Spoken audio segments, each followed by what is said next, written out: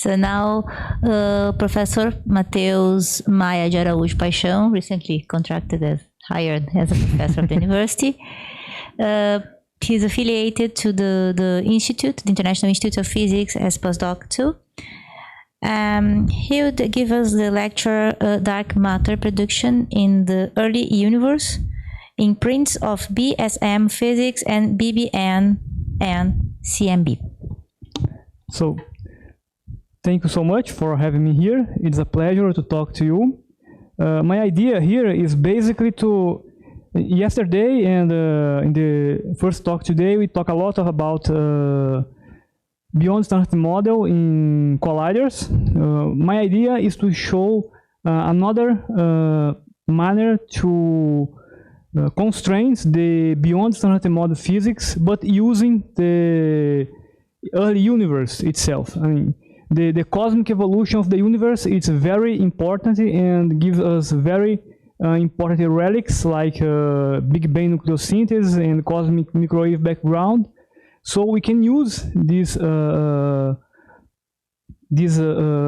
fossils of the early universe in order to study beyond standard model physics. I mean, it's a kind of complementary analysis of what we do in colliders, all right? So I mean, that's basically the main idea, that the universe serves as a testing ground for beyond standard model physics. And in particular, the cosmological imprints left on BBN and CMB offer stringent constraints of scenarios beyond the standard model. So that's my main idea of my talk. And in order to show you this idea, I will have this outline. I will start a motivation of lambda CDM and beyond standard model physics. I will talk about Big Bang nucleosynthesis, and then I will talk about the Hubble tension. It's a very important tension that we can solve or we can alleviate using beyond standard model physics. So the motivation is lambda CDM and beyond standard model physics. I think I do not need to enter in a lot of details to convince you that we need beyond standard model physics. Basically, it's a convention of beyond standard model physics. So my main idea is that we have the standard model. It's a very predictive model, very important model to the fundamental interactions. However, it's incomplete. Yesterday, I think we talked a little bit about flavor mixing. We are talking about neutrino masses a lot. So there's a lot of open questions in standard model that need to be solved. And in particular, we have the nature of dark matter itself. So we do not know very well, and we have models, but we do not know precisely what's the nature of dark matter. And since my talk is about cosmology, dark matter is really important in the thermal evolution of the universe. So we need dark matter to explain a lot of observational data in cosmology. So we have the galaxy rotation curves, the galaxy dispersion relations, I mean, large-scale structures, but the two main important relics I want to talk about beyond standard model is Big Bang nucleosynthesis. Basically, it's the formation of the light nuclei in the beginning of the universe, and the cosmic microwave background. Both of them, we need dark matter in order to explain both phenomena. Despite dark matter do not interact directly in the formation of light nuclei, but we need dark matter in order to explain the cosmic evolution, all right? So, and it's the most abundant matter in the universe. 5% is all the baryonic matter we know, stars, galaxies, and planets, and so on. And the rest of the matter is basically dark matter. So we need to understand dark matter if you want to talk about cosmology. So basically, this is the lambda CDM model. It's based on the assumptions of isotropy, homogeneity of the universe, assuming GR as the standard theory. And it gives us the evolution of the universe. We have a lot of phases in this universe. Starting from inflation, the inflaton decays, we have we are going to pass into a lot of different evolutions, different phases in the evolution of the universe.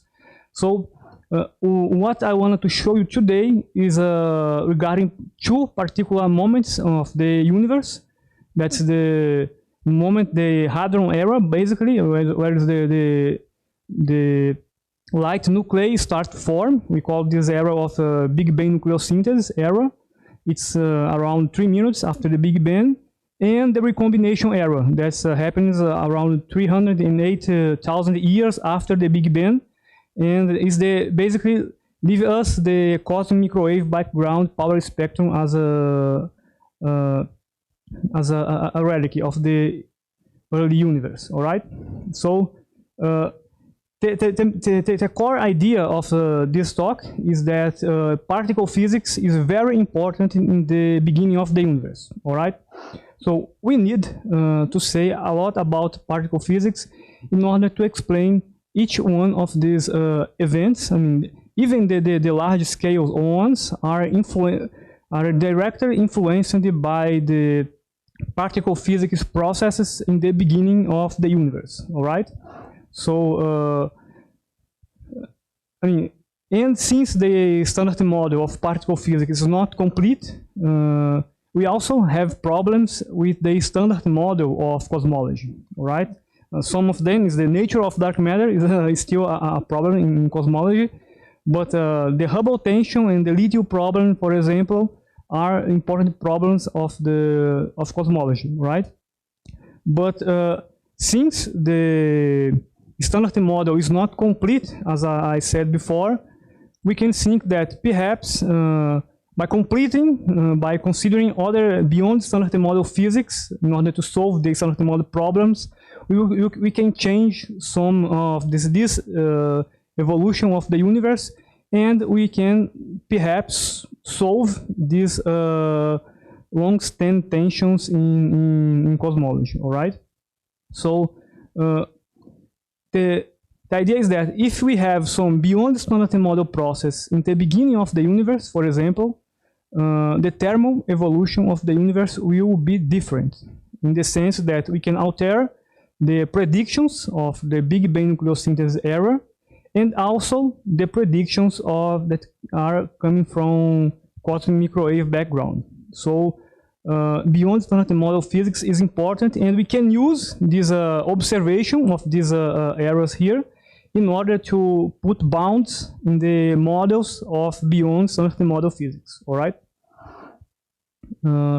Here I put some of the problems. The nature of dark matter, for example, we talked a lot about this. We are saying about this day. Yesterday and today we are talking about long-lived particles. We mentioned the axion-like particles, sterile neutrinos, and the Hubble tension, for example. In order to solve the Hubble tension, there are some possibilities involving, for example, long-lived particles and dark radiation. For the lithium problem, for example, we can consider also long-lived particles, I mean, exotic decays that can alter the Big Bang nucleosynthesis, like long-lived particles, or gravitinos, neutralinos, sterile neutrinos, and so on. So, I mean, we have problems in the standard model, we have beyond standard model physics, and we can connect both of these areas. I mean, we can connect the cosmology or standard model of the fundamental interactions with my lambda CDM, my standard model of cosmology, right? So I will talk a little bit about the Big Bang nucleosynthesis. So I mean, it's some of the assumptions of the standard assumptions of the basic standard Big Bang nucleosynthesis is that, as I said, is governed by GR, general relativity. So the Hubble rate is driven in terms of the Einstein's equation of motion. Basically, it's the Friedmann's equation. And the microphysics of BBN is based on standard model of particle physics. And while the microphysics, I mean the evolution of the universe is based on the lambda CDM model of cosmology. And we assume kinetic equilibrium, like a Maxwell-Boltzmann distribution for the nuclei that are formed in this era. All right. So the BBN is really important because basically all the fundamental interactions take place in BBN. We have the hadronization process, so we have the strong interactions. We have sometimes weak interactions that can disrupt some of the nuclei. We have electromagnetic cascades that influences the abundance of the elements, can disrupt the synthesis of the elements, and it's everything happening driven by GR. So gravity is also important in this sense. So I mean, it's a very beautiful theory. It's and involves a lot all the fundamental interactions we know. So we have basically is the core structure of the Big Bang nucleosynthesis. We have like 14 equations here for the formation of the light nuclei.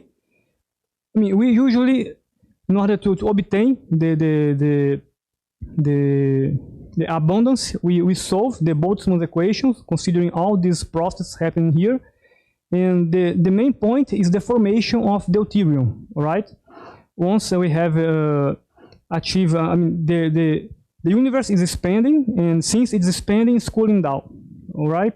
And as the temperature drops enough, the photons in the background are not so much energetic, and it's not disrupt the synthesis of deuterium. And once we have significant amount of deuterium, we trigger the chain of reactions that will produce the nucleus in the beginning of the universe, right?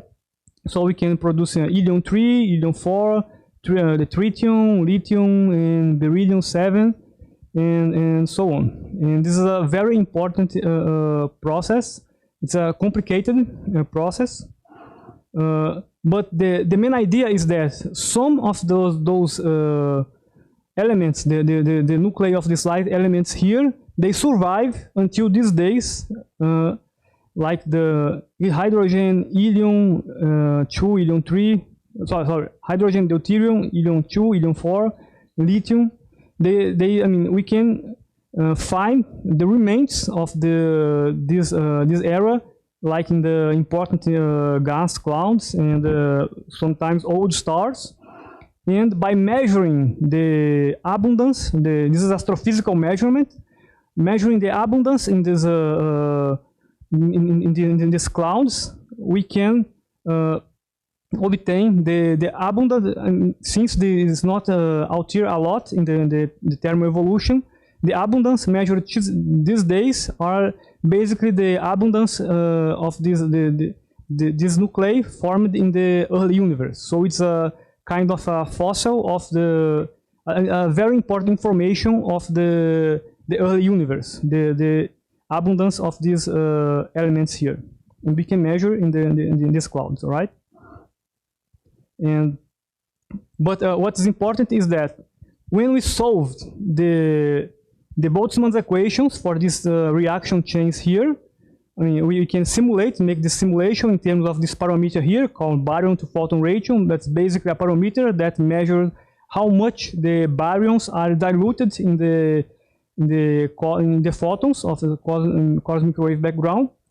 And by making this evolution, we have this simulation. We have these colored curves here that give us the abundance, the relative abundance of light elements. And we can compare these values here obtained by the simulation with the values obtained from CMB, right?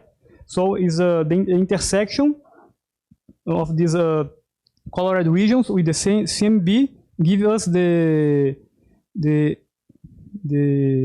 theoretical, I can say the theoretical predictions of the evolution of these elements. However, we can also compare with the astrophysical observations. That are basically these yellow areas here. So for deuterium, for example, if you observe, we have a very good match.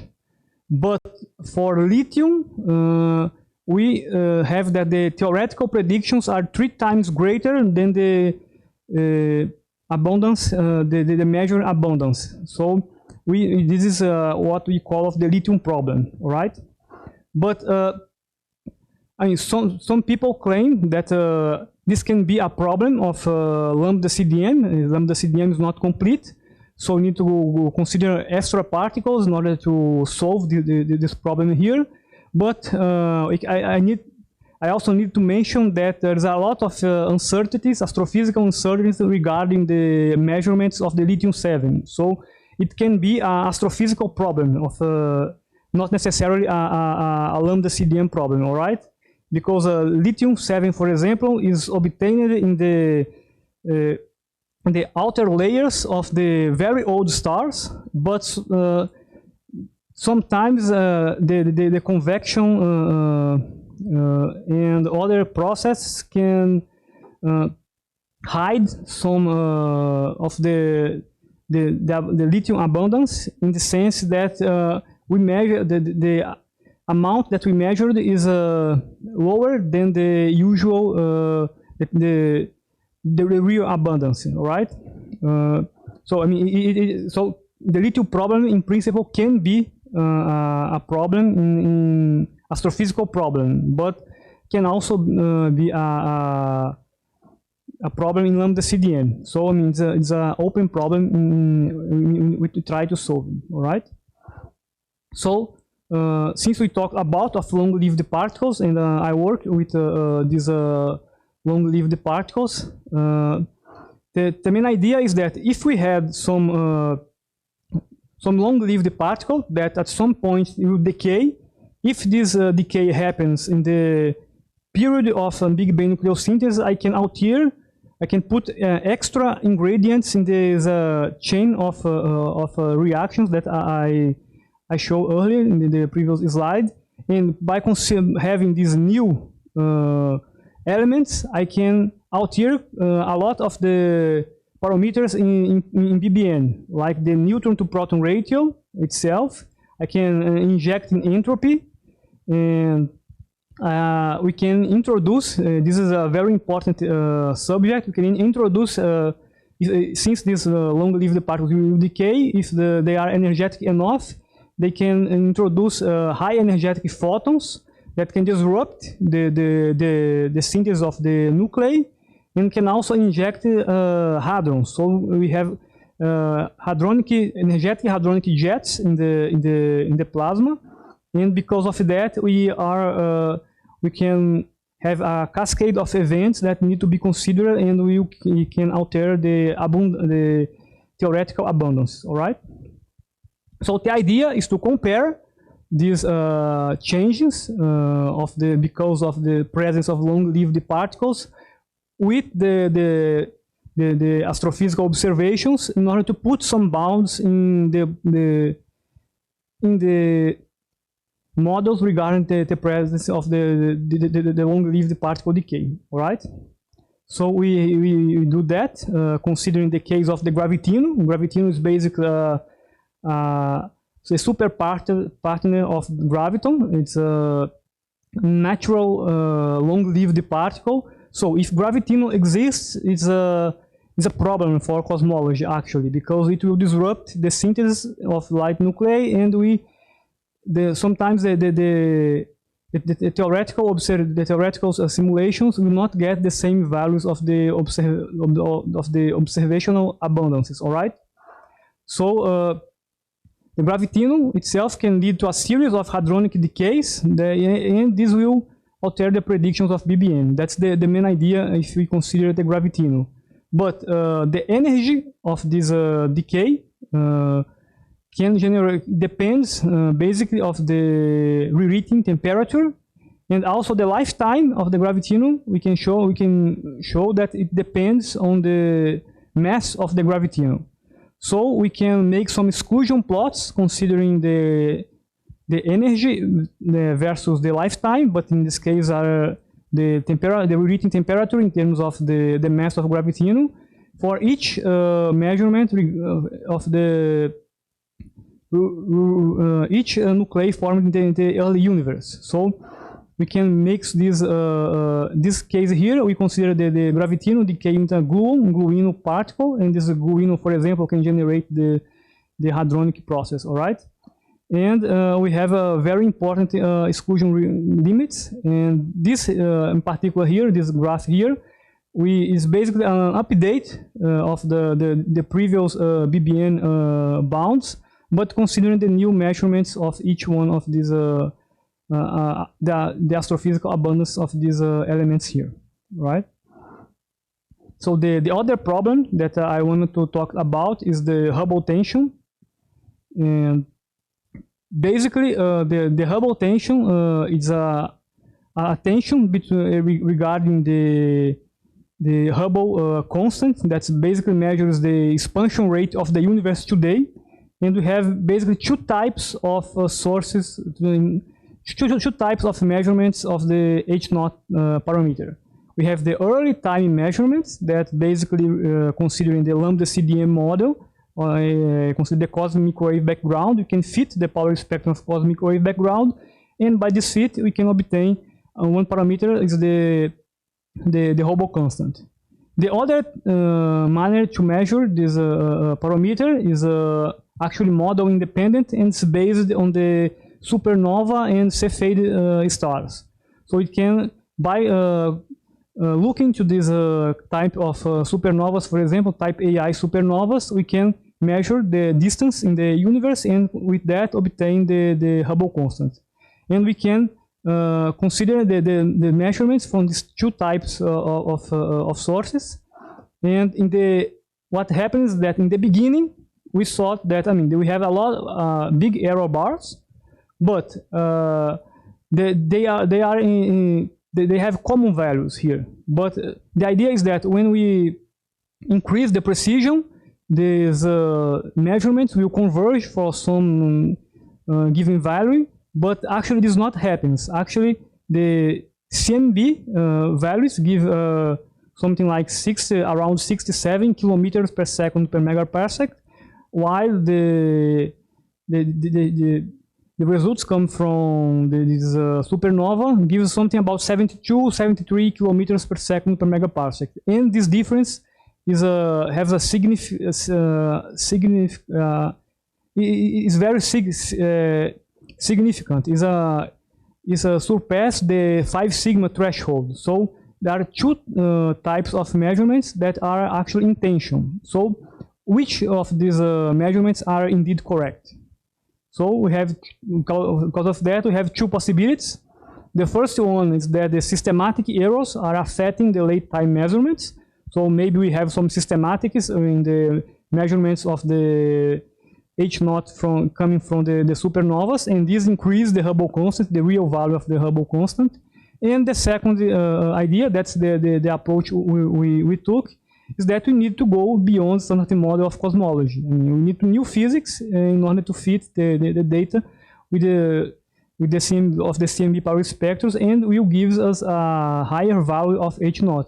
So the idea is to increase the value obtained from CMB observations. So because in the beginning of the universe we have is a matter-dominated era, so the energy density is basically due to photons and neutrinos. So the energy density is basically radiation, and this is the lambda CDM model. So the idea is to consider, because we are having, for example, a long-lived particle, we can consider an extra source of radiation in the beginning of the universe. And if we parameterize the extra source of radiation, like the neutrino source here, with this delta N effective here, that's extra, the relativistic degrees of freedom, we can say that this extra radiation mimics, in some sense, the effects of a new neutrino species in the beginning of the universe. And writing down this equation here, putting this equation in the previous one, we obtain a very similar equation to the lambda CDM model for the energy density in the beginning of the universe. But now, instead of having just 3 neutrino species, we have this N effective here, where this N effective can be greater than 3.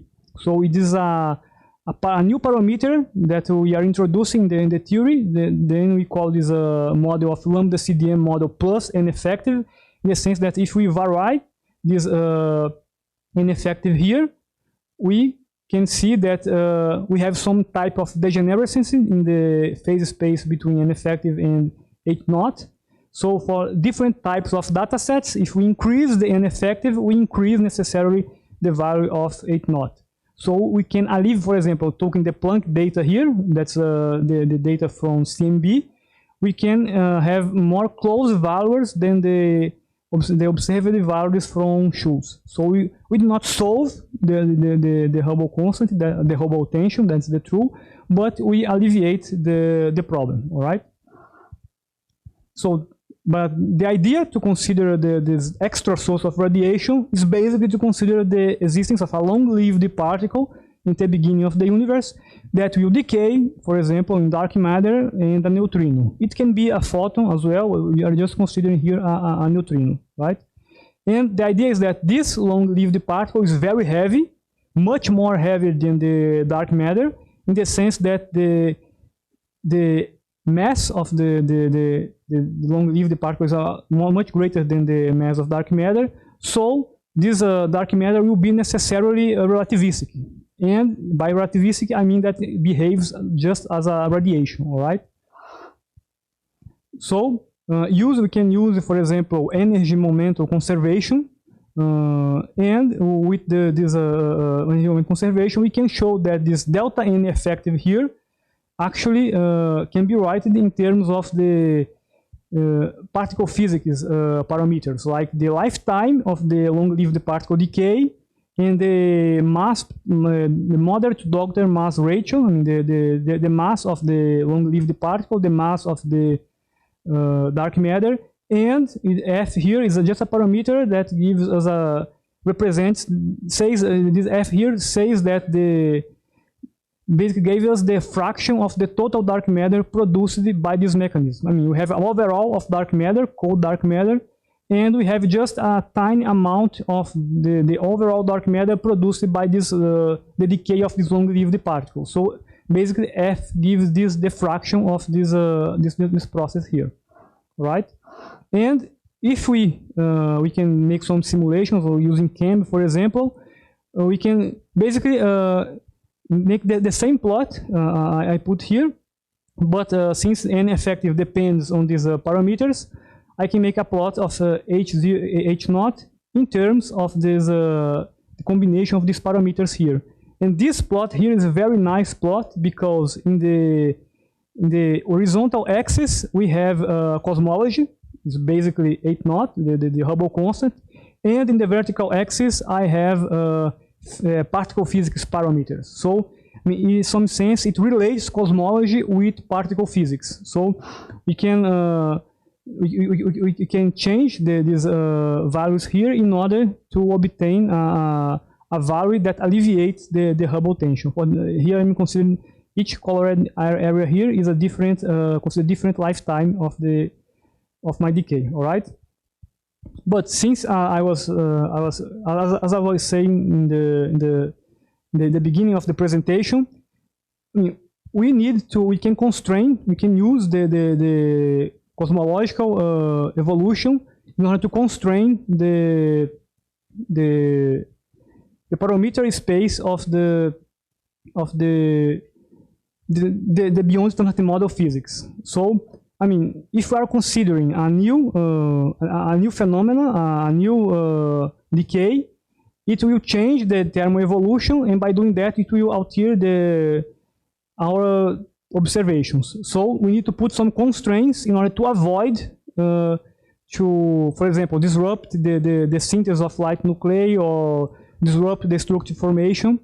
And regarding the structure formation, for example, we have that the maximum amount allowed for this warm dark matter produced is 6%, and we, for example, we consider just 0.01, F is equal 0.01. So, I mean, just 1% of all the, I mean, our model, our long-lived particle produces just 1% of all the dark matter in the universe.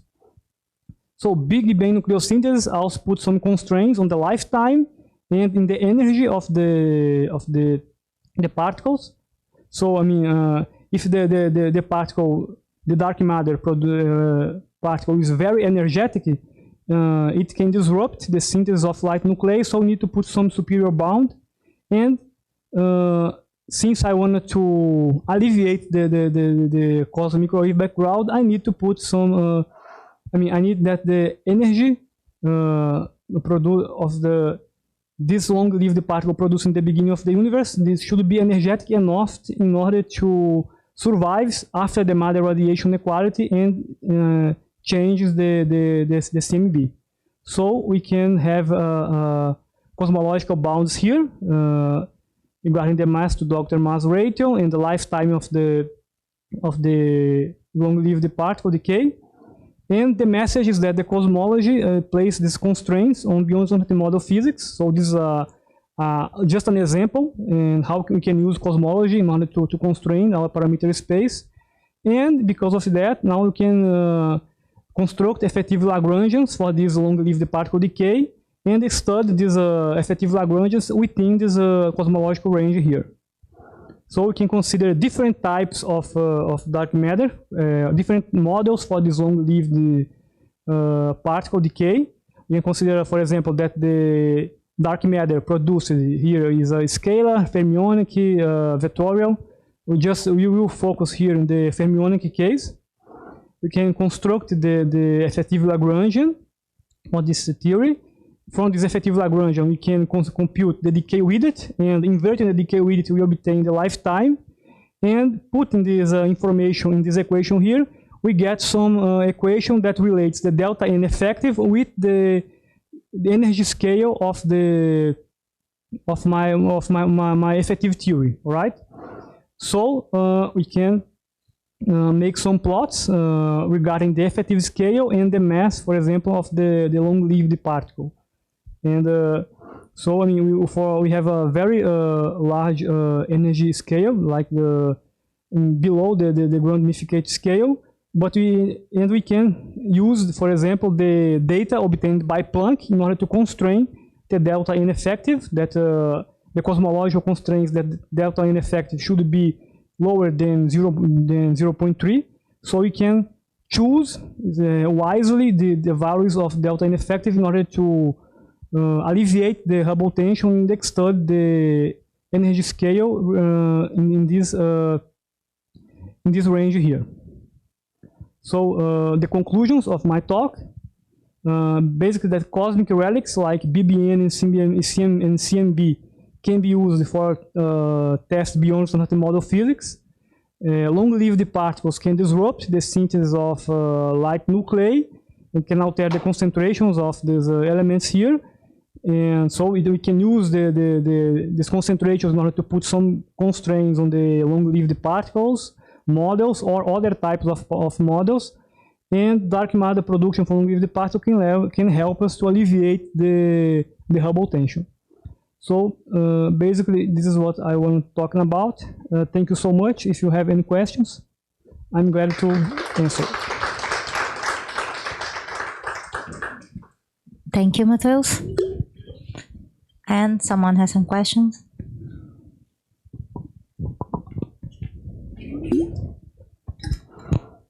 Hi, Mateus. Thank you.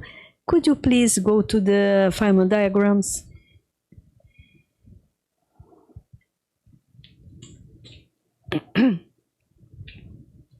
Yes, your dark matter candidate can be a scalar, fermion, or a boson. We do not. We consider different types of dark matter. Of dark matter candidates. So we consider scalar dark matter. We consider vector dark matter. The plot I show is just focused on the fermionic case. But we consider other types of interactions, like scalar with the scalar dark matter and vector dark matter. And the answer is that the results do not change a lot with the different types of, at least for dimension 6 effective field theory. Okay. Okay. Thank you. There's someone. Okay. Any other question?